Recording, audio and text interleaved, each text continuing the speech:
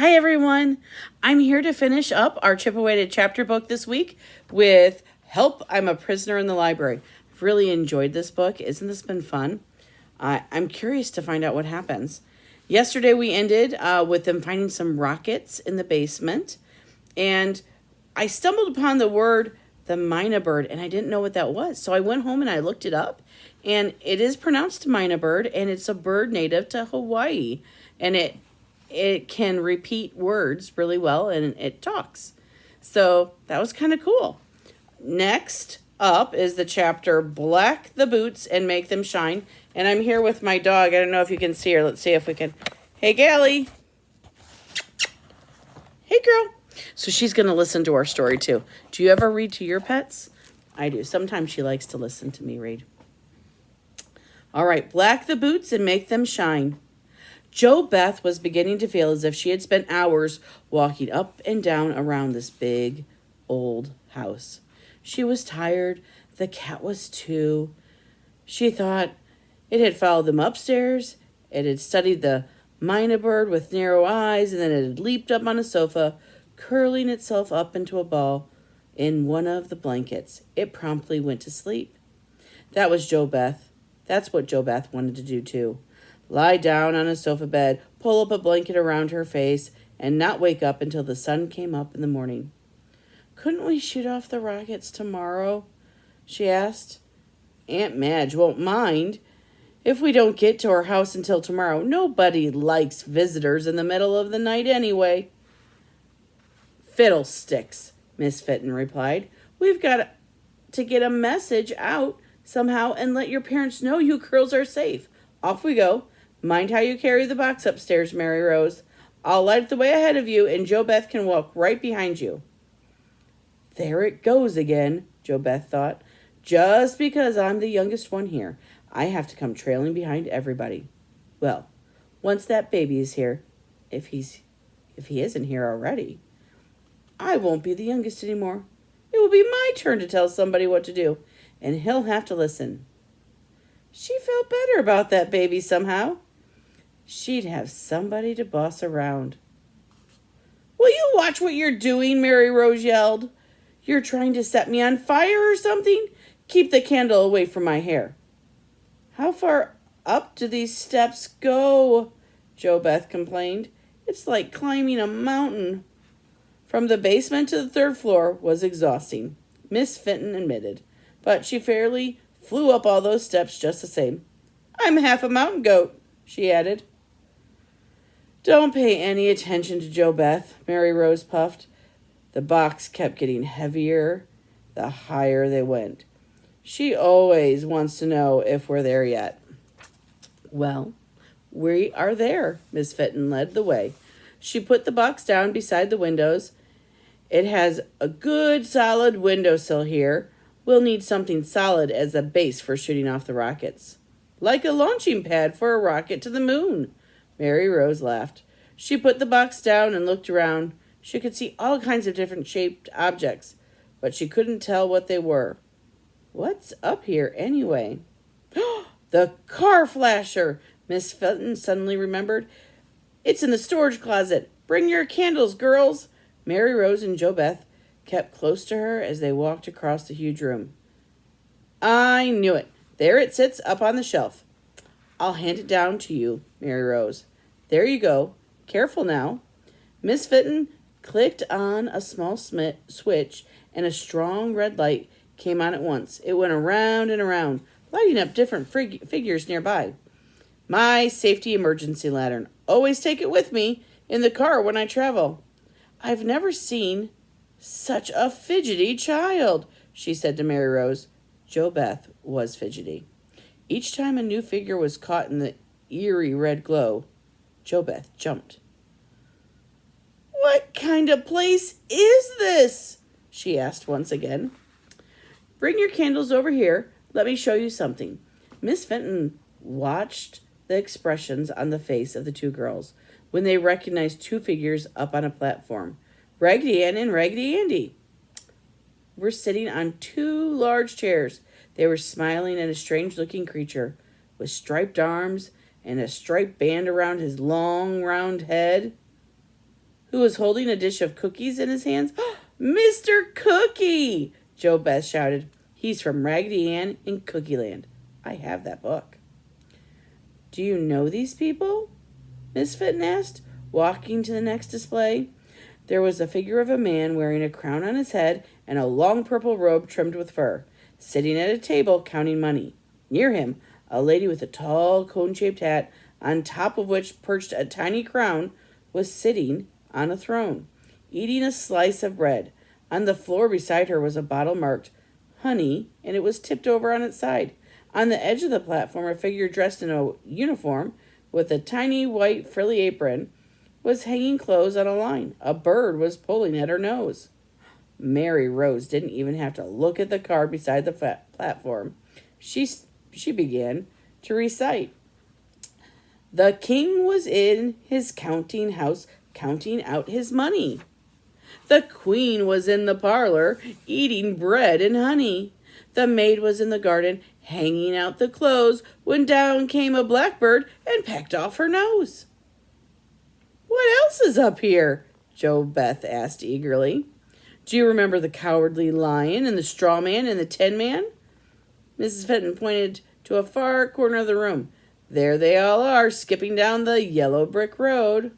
Ooh, what about the Wicked Witch of the West? I liked her best. She was so mean. Mary Rose shivered. We have 2 scenes set up from The Wizard of Oz. That's still a very popular book, Miss Fenton explained. I never saw a house like this, Mary Rose exclaimed. I told you my grandfather was a collector. This used to be the ballroom, but grandfather collected so many things, this became a big storage area, just like the basement. I don't know what's going to happen to all of this when the old house is torn down someday. Miss Fenton's voice became husky. I grew up with these storybook people. You could sell them, Mary Rose said. Nobody wants stuff like this anymore. They'd make good firewood, I guess. And she brushed a tear from her eye angrily. Well, black the boots and make them shine, she went on with a fierce tone. Talking isn't doing, and we're up here to do. To the window, girls. Let's get those rockets in the air. Joe Beth followed them slowly. She was thinking hard. There must be something Miss Fenton could do with this collection. Storybook people shouldn't become firewood. That wasn't right. She had said something to her sister earlier, a word she had used. What was it? Why couldn't she remember? Never mind, she told herself as she approached the window. With everything that had happened since they had come to the library, it was a wonder she still knew her own name. That word would come back to her, and when it did, she had a feeling she'd be able to help Miss Fenton. Fireworks in the snow. Can you shoot off fireworks when it's snowing? Mary Rose seemed doubtful. We'll soon find out, won't we? Miss Fenton opened the window slowly. Fortunately, the wind was blowing from the north. The window was on the south side of the house and protected by the overhang of the roof. There was very little snow on the window's ledge. I think it stopped, Miss Fenton put her hand outside. No, it's still snowing, but it seems to have let up a little bit. She began to fit the stand for the rocket into the window brackets. My grandfather had this specially made. We used to come upstairs every 4th of July, and he would put on a whiz-bang show. You could see the fireworks for miles around. Of course, he never let us children handle the fireworks. Too dangerous, he said. Mary Rose had been about to ask if she could shoot off the Roman candles, but wisely she said nothing. Miss Fenton was already telling the girls to go and watch from another window close by. Just in case something happens, she said very bravely. The first 2 Roman candles fizzled and dropped below, disappearing into the snowbank. The next few flared briefly and died. I know. Oh, I knew it. They wouldn't work. Mary Rose was disappointed. She was also tired and feeling a little cranky. It was now past midnight, long after her usual bedtime. Like Joe Beth, right now all she wanted to do was lie down and go to sleep. Where's the spirit that won the West? Miss Fenton demanded. We'll stay here until the last rocket goes up. Jo Beth sighed. How many are left? Miss Fenton didn't reply. She had just sent another rocket into the air. It made a series of booming noises. Then the sky lit up in a shower of sparkly reds and yellows. The rocket that followed exploded into a fine sprinkle of green and blues. Halloo! Hallay! Miss Fenton crowed. That made the old woman go flippity-flop. Shoot the rest of them! Jo Beth was eager now to see more fireworks. The bright colors were beautiful and exciting against the dark, brooding sky. Unfortunately, the few Roman candles that were left did not go off. The girls pressed their face against the window pane, staring hopefully at the street. Everything remained silent. Nothing moved. It was as if everyone in the world had vanished. The snow, which had appeared to stop, was now coming down harder than ever. The wind picked up and piled against every object in the path. Miss Fenton clicked off the red safety lantern. Their candles had burned so low that they were in danger of going out. Quietly, all three went back downstairs to the second floor. No one spoke. What was there to say? Miss Fenton built up the fire in the fireplace with Mary Rose's help. The girls decided that they would sleep on the floor in front of the fireplace. It was warm and cheery and lifted their spirits a little. Miss Fenton stretched out on the sofa. Never mind, girls, she called. Tomorrow is another day. She received no reply. Both girls were fast asleep.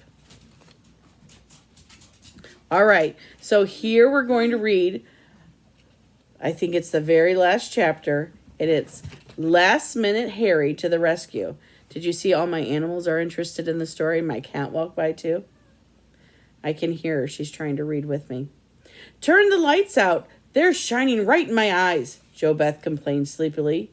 Suddenly, she came wide awake. She shook Mary Rose. The lights are back on.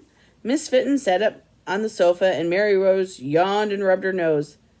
The power's back, Jo Beth said, excited. And look, the sun is shining. It's morning.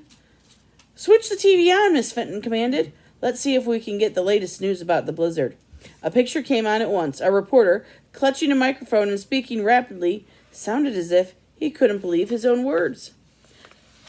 I'm standing in the heart of downtown Indianapolis on what is usually a working day. Normally, cars would be bumper to bumper, but as you can see, the streets are deserted for miles. Everything is closed up tight. Although it has now stopped snowing, the streets are impassable. Owners of four-wheel drive trucks and vans are being asked to help the city in rescue operations. The police ask that everyone else stay home. Traveling is extremely dangerous because of drifts and icy roads.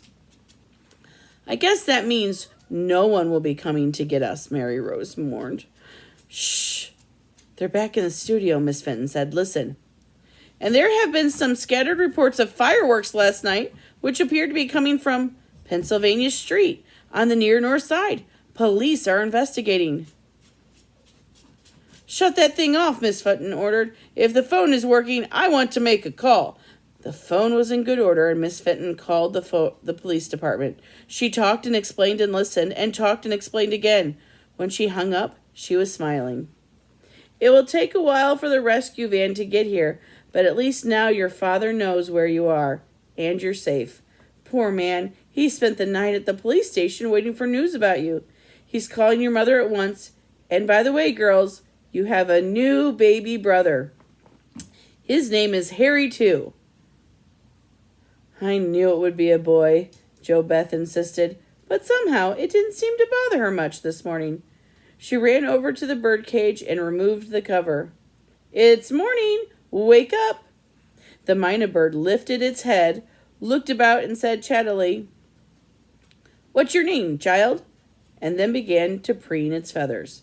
On the sofa, the cat licked its paws and carefully washed its face. Then it meowed for food. Come along, little banshee, Miss Fenton said, picking up the cat. We'll give you a saucer of milk. Would you girls like some hot chocolate for breakfast? After they were finished eating, Miss Fenton suggested that the two sisters explore the house with the lights on. I think you'll find it's very interesting. and not the least bit scary. When the girls came back from their tour, they were bubbling with excitement. Miss Fenton was back on the sofa, watching the cat, who was stretching out before the fire. "Still think it's like a wax museum?" she asked. That was the word JoBeth had been trying to remember. "That's it," she shouted. "That's it!" "What are you starting in again?" Mary Rose wondered. "Haven't we had enough?" "You don't understand. That's what this library really is. A museum." JoBeth was so excited she began to talk faster and faster. "A storybook museum? Wouldn't that be wonderful? You know how you're always going on field trips, Mary Rose, to the Children's Museum and the Art Museum and to the fort? Suppose there was a storybook museum too. There could be books here that kids could buy, tell all about the different displays." What a neat idea! Mary Rose was impressed. This was one time she really had to admire her sister's imagination. JoBeth turned to Miss Fenton, her eyes sparkling. "And you said they would make good firewood, all these beautiful storybook people." "It's not that easy," Miss Fenton objected. "You can't start a museum just like that. It would take money and people to run it." "You're here." Mary Rose is right. You could be the caretaker and guide. "The Fenton Storybook Museum," Mary Rose said dreamily. "What a really neat idea." "It's out of the question. Couldn't you at least talk to someone about it?" "Some grown-up?" JoBeth pleaded. "Well, I do have some good friends in the community. I suppose we could start a campaign to raise funds. People want to see the city grow. Nothing may come of it, of course." "But you'll try? You'll try?" When Miss Fenton nodded, JoBeth shouted, "Hooray!" then ran over and hugged her. "I do love this house, and I love you. You're funny, but you're nice." "JoBeth!" Mary Rose was shocked, but Miss Fenton just smiled. "Never you mind, child. I am funny. That happens to people who live alone sometimes. But I can't think of a nicer way to start the day than to be told you're nice and someone loves you. Thank you, JoBeth." Mary Rose ran to the window. "I think I heard a car." She rubbed the pane clear. "There's a truck. It looks like an army truck. And there's a man with a camera. Hey, there's Daddy. There's Daddy." She tried to get the window open, and then followed JoBeth, who was already racing down the steps.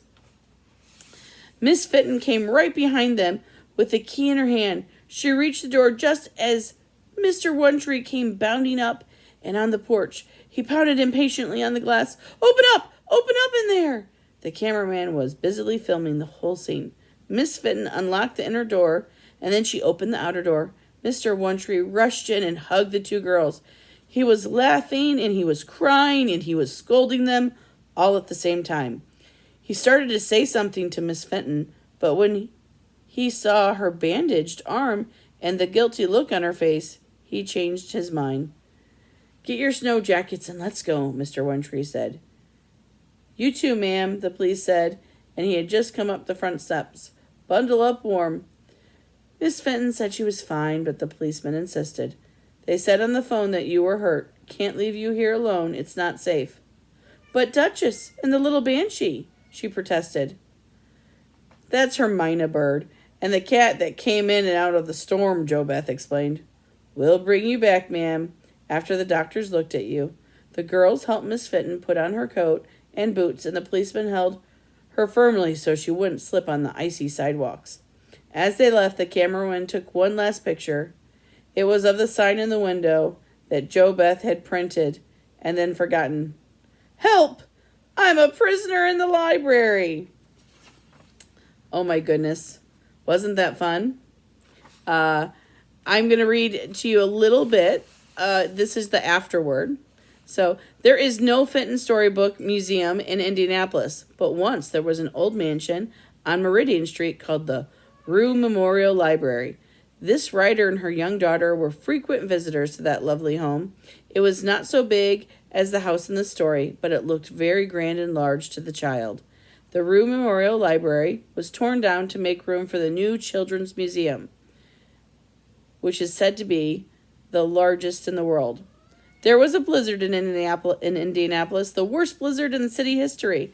Like many others, this writer could not get out during that blizzard, but her thoughts could escape, and she remembered the Rue Memorial Library and the pleasant hours spent there. From the storm and the memories came the story. There are other mansions in Indianapolis that have become museums, so perhaps someday there will be a storybook museum too. So this wasn't a true story, but it was interesting how she wrote the story because she took her memories from going to that place while she was stuck in a blizzard herself. So remember, everyone, we're going to email our secret word to summer reading at Bradley Library so we know that you read this book with us. I hope you enjoyed it as much as I did.